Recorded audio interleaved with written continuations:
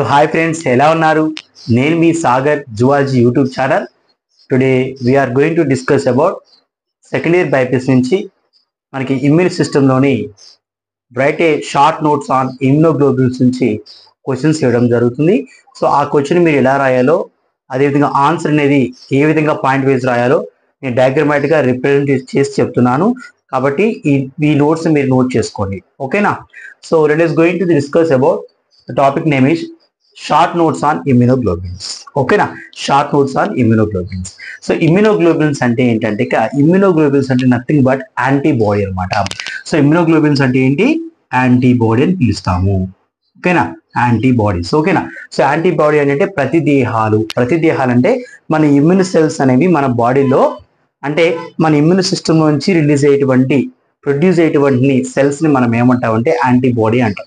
So antibody యొక్క structure ఏంటి, antibody యొక్క ఫంక్షన్ మనం ఈరోజు తెలుసుకుందాం, ఓకేనా? So whenever pathogen enter in our body, అంటే మన బాడీలో ఏమైనా ప్యాథోజన్ గా ఎంటర్ అయితే, అంటే microorganisms like bacteria, fungus, ఓకేనా, మైక్రోబ్స్ అని మన బాడీలోకి ఎంటర్ అయినప్పుడు, so the B lymphocytes, very very important, the B lymphocytes produce antibodies. ఏం ప్రొడ్యూస్ చేస్తాయి అంటే B lymphocytes, the B lymphocytes produce antibodies. అర్థమవుతుంది కదా? Next, so antibodies to fight with them. So pathogens fight చేస్తాయి అనమాట, fight with them. Next, an antibody that recognises an antigen. గుర్తుపెట్టుకోండి, antibody అనేది ఏం రికగ్నైజ్ చేస్తుందంట? యాంటీజెన్ అటువంటి ప్రతి జనకాన్ని రికగ్నైజ్ చేస్తుంది. So this is the called paratope. So దాన్నే మనం యాంటీజెన్ బైండింగ్ సైట్ అంటాం. సో ముందుగా ఈ స్ట్రక్చర్లోకి వెళ్లే ముందు, సో యాంటీబాడీ యొక్క స్ట్రక్చర్ చూస్తే యాంటీబాడీ స్ట్రక్చర్ అనేది వై షేప్ లో ఉంటుంది అనమాట. ఇక్కడ అబ్జర్వ్ చేయొచ్చు. అయితే ఇక్కడ పారాటోప్ అని ఎందుకు అన్నానంటే, సో ఇది యాంటీజెన్ ని ఇలా గుర్తిస్తుంది అనమాట. సో యాంటీజెన్ గుర్తించేటువంటి ఈ ప్రాంతాన్ని మనం ఏమంటామంటే, సో ఈ రీజన్ మనం ఏమని పిలుస్తామంటే పారాటోప్ అంటాం. పారాటోప్ అని పిలుస్తాము. సో పారాటోప్ అంటే యాంటీజెన్ బైండింగ్ సైట్, ఏబిఎస్ అనమాట.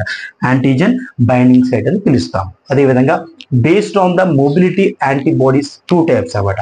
So based on the mobility అంటే అవి సర్క్యులేట్ అయ్యేటువంటి, అంటే యాంటీబాడీస్ తిరుగుతూ ఉంటాయి కదా. సో యాంటీబాడీస్ ప్లేస్ ను ఉండేటి బట్టి అవి 2 రకాలుగా చేయడం జరిగింది. One is circulating antibodies and surface antibodies. Circulating antibodies అంటే బ్లడ్ సర్క్యులేషన్ చుట్టూ యాంటీబాడీస్ అనేవి తిరుగుతూ ఉంటాయి అన్నమాట. ఇవి సర్క్యులేటింగ్ యాంటీబాడీస్. అదే సర్ఫేస్ యాంటీబాడీస్ అంటే బి సెల్స్ కానీ టీ సెల్స్ చుట్టూ ఈ సర్ఫేస్ యాంటీబాడీస్ అనేవి కలిగి ఉంటాయి. కాబట్టి on the surface of antibodies presence the cells అనమాట. సో దీన్ని సర్ఫేస్ యాంటీబాడీస్ అని చెప్పవచ్చు.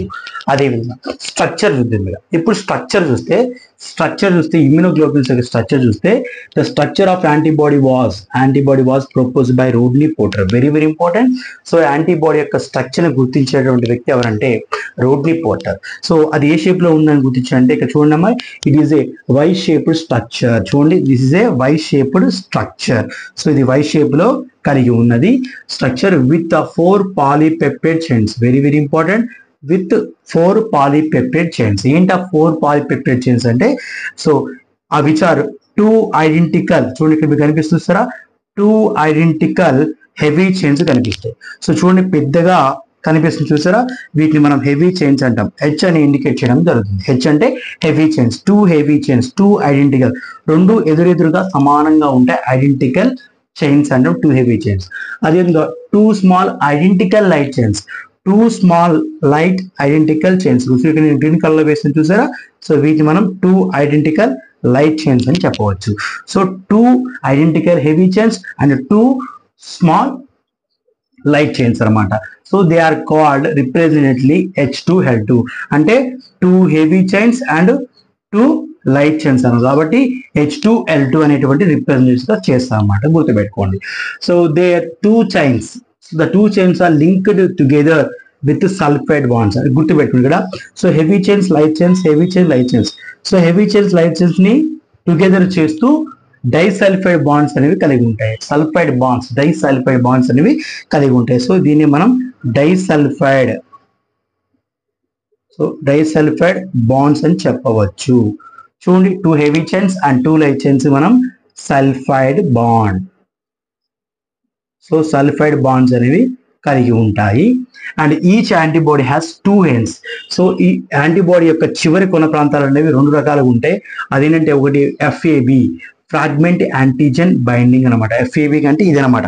సో పారాటోప్ ని మనం FAB అని చెప్పవచ్చు, అంటే ఫ్రాగ్మెంట్ యాంటీజెన్ బైండింగ్ సైట్ అని చెప్పవచ్చు. అదేవిధంగా FCN అంటే ఫ్రాగ్మెంట్ సెల్ బైండింగ్, అంటే ఇది అనమాట. ఈ బెండ్ ని మనం ఏమంటామంటే FCN అని చెప్పవచ్చు. సో ఫ్యాబెండ్ అండ్ FCN గుర్తుపెట్టుకోండి, ఫ్యాబెండ్ అండ్ FCN. ఫ్యాబెండ్ ఏం చేస్తుందంటే యాంటీజెన్ ని బైండింగ్ చేస్తుంది అనమాట. అదేవిధంగా FC అంటే ఫ్రాగ్మెంట్ సెల్ బైండింగ్, ఇది సెల్ ని బైండ్ చేస్తుంది, ఏరియా మొత్తాన్ని సెల్ బైండ్ చేస్తుంది అనమాట. కాబట్టి ఇది గుర్తుపెట్టుకోండి. సో ఇది స్ట్రక్చర్ ఆఫ్ ఇమ్యునోగ్లోబులిన్స్ అనమాట. సో ఈ స్ట్రక్చర్ ఆఫ్ ఇమ్యునోగ్లోబులిన్స్ ని based on the structure of immunoglobulins 5 terms అనమాట.